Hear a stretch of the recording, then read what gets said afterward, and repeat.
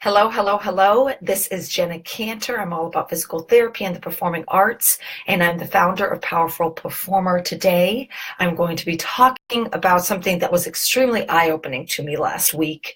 It was one of those aha moments in advocating for the profession that I have actually been very, very excited about sharing on to you online.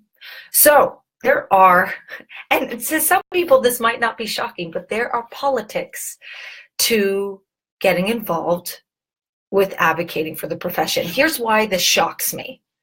Okay, this is, before I go into more details, this shocks me because my whole purpose, the whole reason why I want to get involved in advocating for the profession is to help out my future patients and to help out my fellow coworkers so we can better help our future patients. Well, this is for students, with students in mind. For people who are professionals, it's for your current patients. That being said, I thought, okay, if I just want to get involved, that's just, you're advocating for the professions. It's the legislative representatives who have to deal with all the politics.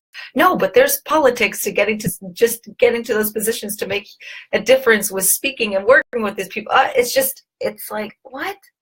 That doesn't make sense. There's no pay. It's volunteer. It's passion. And there's, unfortunately, not a long line of people wanting to advocate for the profession. It's unfortunate, but it's true. So then why would there be roadblocks along the way? One of the roadblocks is an obvious one, the judgmental people along the way.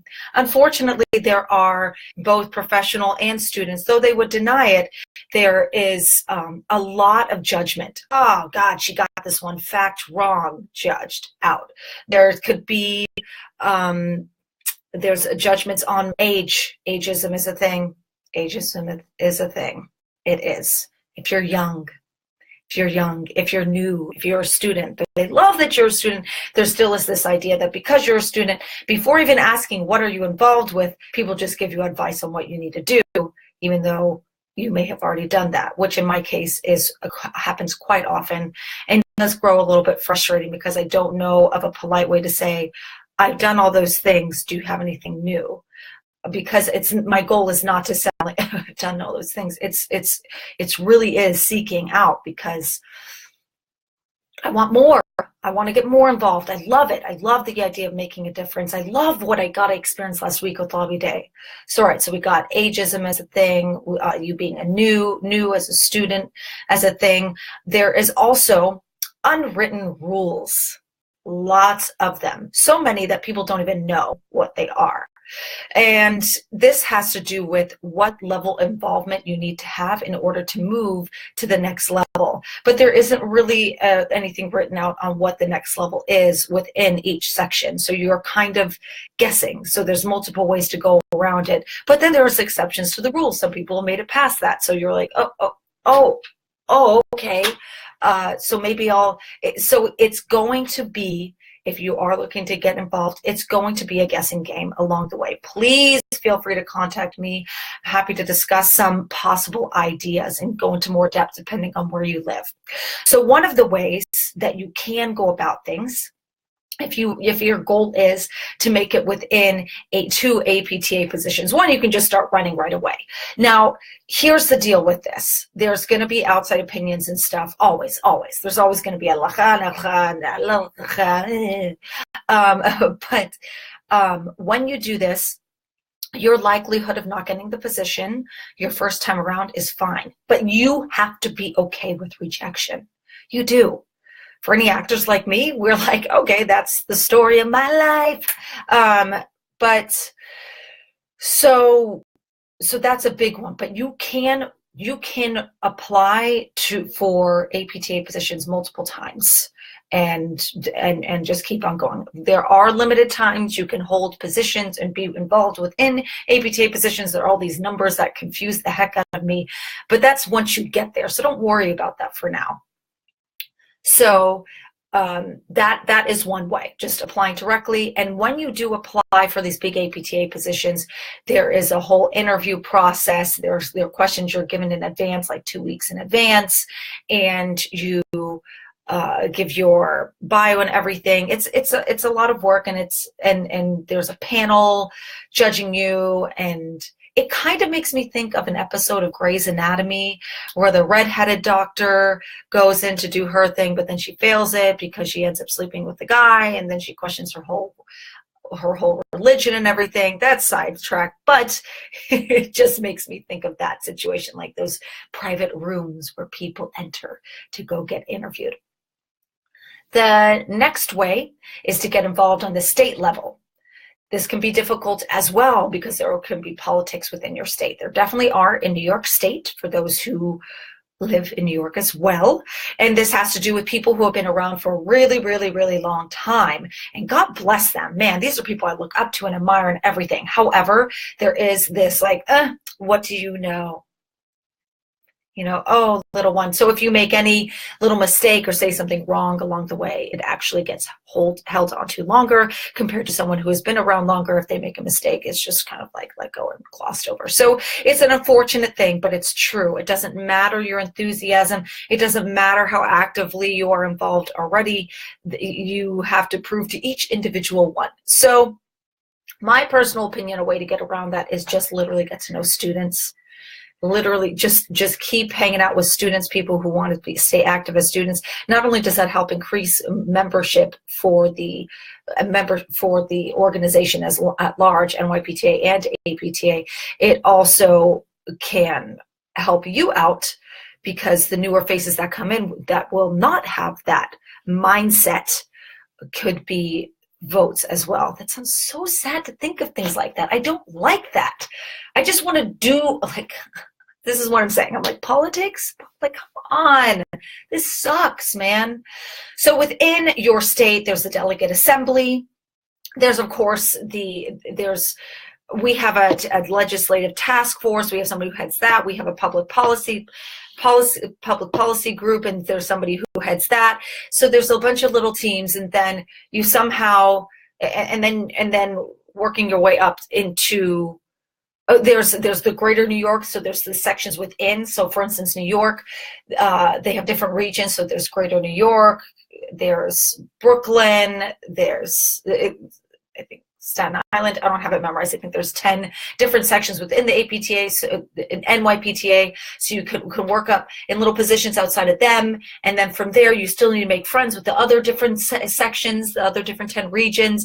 And then during that, then you start running for a position. This is not written anywhere, by the way. I feel like I need to keep emphasizing, not written anywhere. So you make friends through that. And then you can run for a position with the NYPTA. People have skipped that step and been fine. So you know, if you're thinking, oh, you know, this is what the person says, it's end all be all. It's just, it's like badly quoted science where we're like, oh yeah, this is how it's done, you know, but, oh, I mean, I guess there's an exception, but then you see them leaning towards what they said. So I think this is a huge flaw, and it's okay to say that. It is okay to disagree with the system, everyone. It is absolutely okay. But don't speak badly about the NYPTA, APTA. That is an unwritten rule, but I actually believe in that. Here is why. You can speak out about it, but if you're speaking poorly about your own organization, you're therefore destroying the strength that it currently has and backtracking that strength and pushing them to a position where they have to start anew. So it's good to speak up, but do it in a polite and in a way where it's not like, look how bad they are, because then it decreases their power and how they can make a difference for us. So that's why you don't want to do it. Like, who wins? Who really wins when you do that? Yes, of course, private conversations and everything, but like publicly to be like, you suck. Like, it's no. But this pointing out how to get involved and how it's hard to get involved and getting into more details is extremely helpful, in my belief. Everyone can believe their own thing, is extremely helpful because there are many, many people who want to get involved, even within, I mean, not many, like I said, advocacy that popular, but people who want to get involved professionally have contacted me, a student, how to get involved, and I've gone constantly getting confused. And as I've done research, this is what I've learned. I'm like, whoa, this needs to be shared. Okay, so we had the ageism, we have the different ranks, we have how you can get involved in the state level, move up there. A lot of people even suggest just like become president of the NYPTA before you even move on to doing an APTA position. I'm just like, what? That shouldn't be a reason to be president of the NYPTA or secretary of the NYPTA. The whole purpose is to make a difference in that position. You see how you can make a difference there. But this is what I'm saying. It's politics within it. If not the state level, the other option is to get involved with sections. Get involved with sections. First one that comes to mind for me is the private practice section. I'm a huge fan of the private practice section. They are incredible. I love them. So with that, there are positions within there too. Politics as well. Oh my gosh. And now that I'm saying sections and state, I forgot to even add this. There are two things that are regularly recommended. Become a key contact, which means that you get a title and your key contact for the legislative representative for me is Congresswoman Grace Meng. So it's become a key contact for that person. Well, if you're already writing letters and everything, it really is just a title and it's not really making much of a difference because you are already following and keeping up with what's going on within your sections, within the APTA at large, and communicating that anyway to your legislators. So it's a little, title. I think it's good. It's good as an organization to have key contacts, but for that to be a suggestion as your way to get more involved is a little bit silly to me, only because like I already am involved on that level. I did just become a key contact. I'm happy to become one for the private practice section. However, to me, it isn't doing anything new with me getting to be involved with the committee and getting to take things to the next level with making a difference in our profession.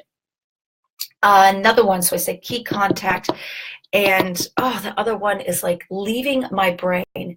Key contact, and I'll circle back to it when it comes back to my brain. What the other like general advice is that people give. Watch somebody give it in the thread. I'll be like, that's the one. That's the general advice people give. That doesn't really get you anywhere.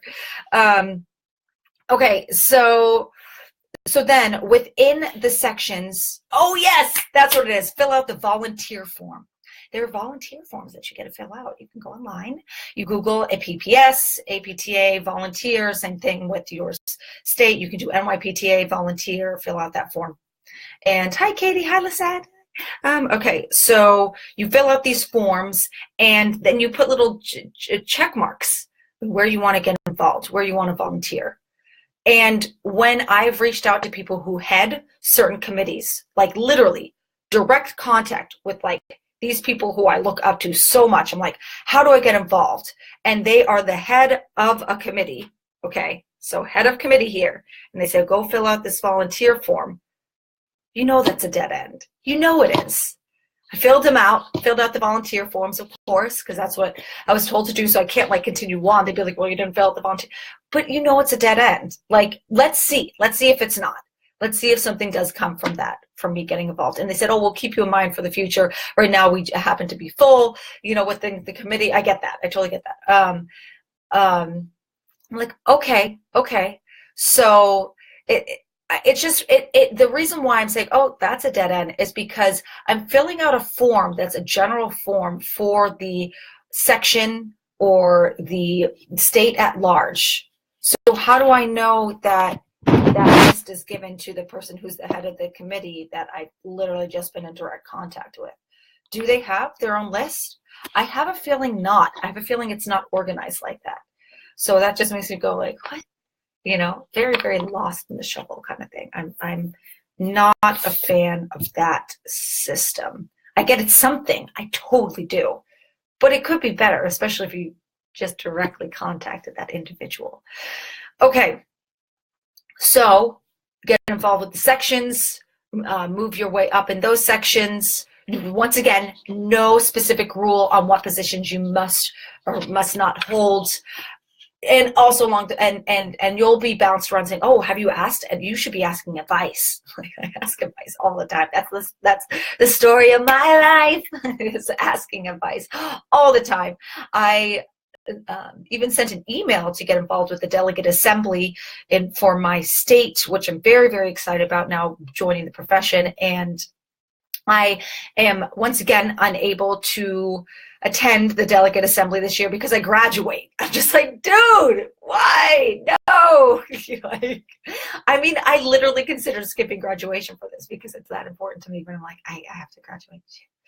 Anyway, so these are ways that you can get involved. And before even getting to the big umbrella corporation, APTA, which I love so much, seriously, you should love the APTA. There's no reason to dislike them. If you dislike them and it's because of things and actions they're taking, then take action. That's it. Get involved. Get involved. Because then you're just, get involved.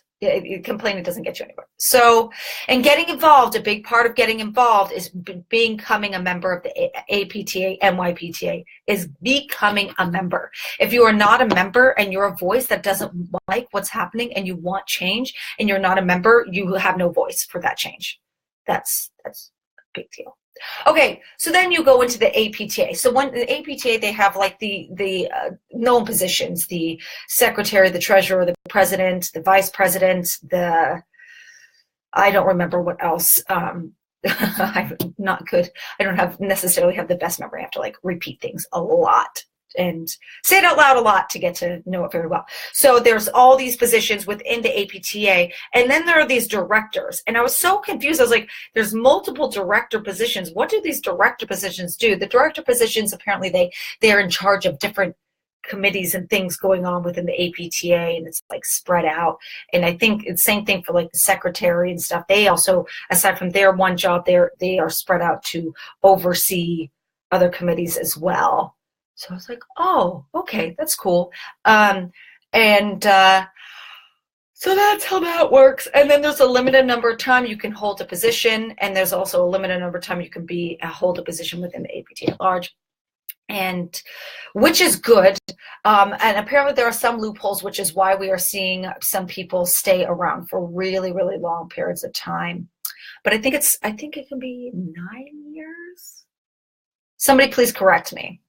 I'm sure they will. Please correct me in the feed. That'd be great. And that is it.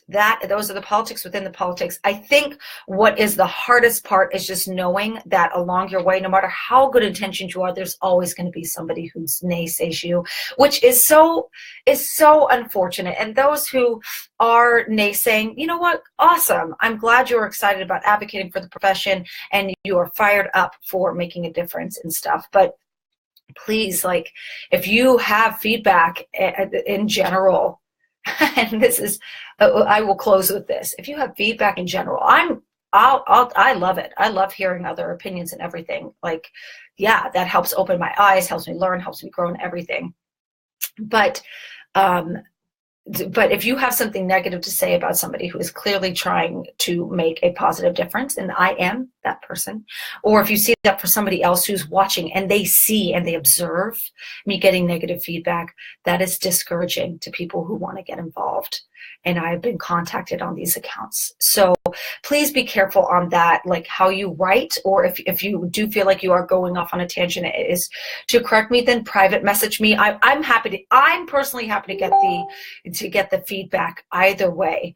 But be careful on what you are writing and everything, or the length and everything, because other people who are looking to get involved and might be looking to get inspired and getting involved, when they are seeing these responses, they get discouraged and look, you just lost someone. I'm not saying I'm all correct in everything I do, and I am passionate, and it is possible to be passionate and make mistakes along the way. Everybody makes mistakes along the way. I did get that from someone. You said you're so passionate, but here you are, messing up, the acronym. I'm like, there's a million acronyms. I literally forget what position I'm talking about at times just because my memory just goes poof. That's what happens. I'm 38 years old. I've grown to just get used to it and go, oh, right, okay, but just be encouraging. Be encouraging. Watch how you write your emails, all those things. Watch how you write your texts. Watch how you say things. Look at your body language towards somebody who's excited about getting involved. You want the positivity is so key. It goes beyond professionalism. Really look deep down in like why you are involved in advocating for the profession if you've been involved for a long time, and ask yourself if you feel like you are truly being approachable, or if you just, oh, I'm approachable. No, like really like constantly ask yourself. Usually the things that we're strongest at are the things we need to work on the most. And I learned that from somebody who is very, very close to me, who is regularly advising me, and I thought that was such good advice. I really love the idea of constantly reflecting. I hope what I shared is helpful. This is the purpose is not to cut down. It's to be like, this is the deal. Like, let's be open about this. This is how it can be difficult getting involved, but it's worth it. It is worth it. That's it. Thank you so much. Take care. Bye. And